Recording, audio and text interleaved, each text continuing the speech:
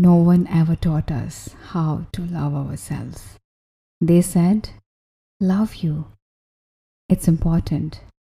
But no one ever told us what is self love. What does it mean to love ourselves? So let's take a moment today to pause and think. What do you understand by self love? Do you want your child to love and accept themselves as they are?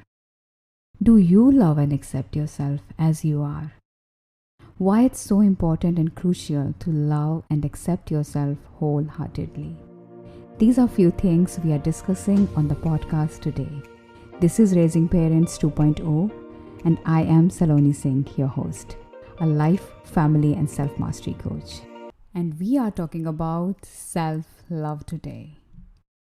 Self-love has been a buzzword on the internet and social media for a long time now. But when it comes to true self-love, very few of us truly understand what does it even mean. The reality is we don't know how to love ourselves. What chances do we have to love our children and loved ones? And that's why we end up believing our attachment and clinginess and concern and fears and worries as love. Like most of you, I always thought things like pampering myself with a manicure, shopping for good clothes, having some me time that's what self-love is all about. While the rest of the time I kept judging me, criticizing me, beating myself up for small mistakes, feeling guilty for not being the best mom or wife or daughter, constantly trying to improve myself, keeping very high standards and expectations of me, and beating myself again when I couldn't reach them. This wasn't self-love. Now I rather call it self-violence. And in my journey of understanding love, self-love, this is what I have understood. Self-love begins by knowing yourself fully. Self-love begins with knowing the truth of who you are. Self-love also means that letting go of the ideas you're holding about yourself. When you think that you are an angry person or you are impatient or you are lazy or procrastinator, whatever you believe about yourself, knowing that is an adaptive behavior you have learned on the way while you're growing as a coping mechanism maybe, while the truth is that you are patient, you are kind, you are as loving as you can be. Somehow we got this crazy idea that the more we criticize ourselves, the more we are going to improve. While the truth is, the more we accept ourselves as whole, complete, and perfect human being, the more we hold compassion and kindness for ourselves, the more we become who we really are. My mentor and teacher Robert Holden says that no amount of self-improvement can ever compensate for the lack of self-acceptance you might have. And as our children are naturally getting deeply conditioned and programmed into becoming who they are by seeing us who we are being and what we are doing with our lives, they're constantly learning how to criticize themselves or how to accept and love themselves. So if you're wondering how does self-love looks into action, let's talk about that. Step 1.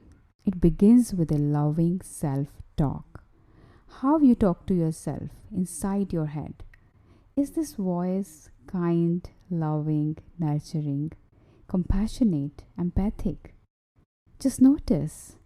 Or is this voice critical and angry and scolding you or ridiculing to you? Start treating yourself as you do for your little baby, with lots and lots of love, care, kindness, and compassion. How?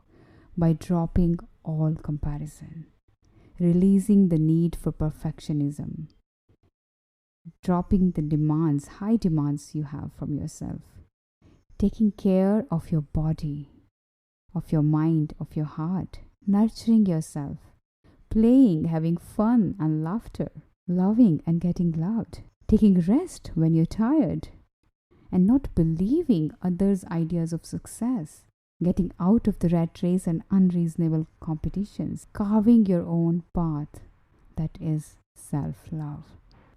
The next step is letting go. Let go of all the baggage you're holding, whether it's grudges, resentments, regrets, not able to forgive someone or yourself. Practice mindfulness, meditation, healing, take help of a healer or coach. Whatever you need to do, release, let go of whatever is holding you back from being the love, the light you are. And the third step is embracing all of you. Your fears, your thoughts, your beliefs, your emotions, good or bad, guilt or shame.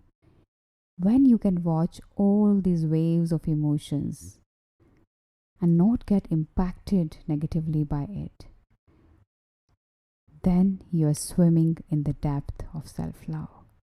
Because that's when you know that you are the vastness, the depth of the ocean. You are infinite power of love. You are not those waves and tsunamis that come and go, and you don't need to be influenced by these. Then you realize yourself as love.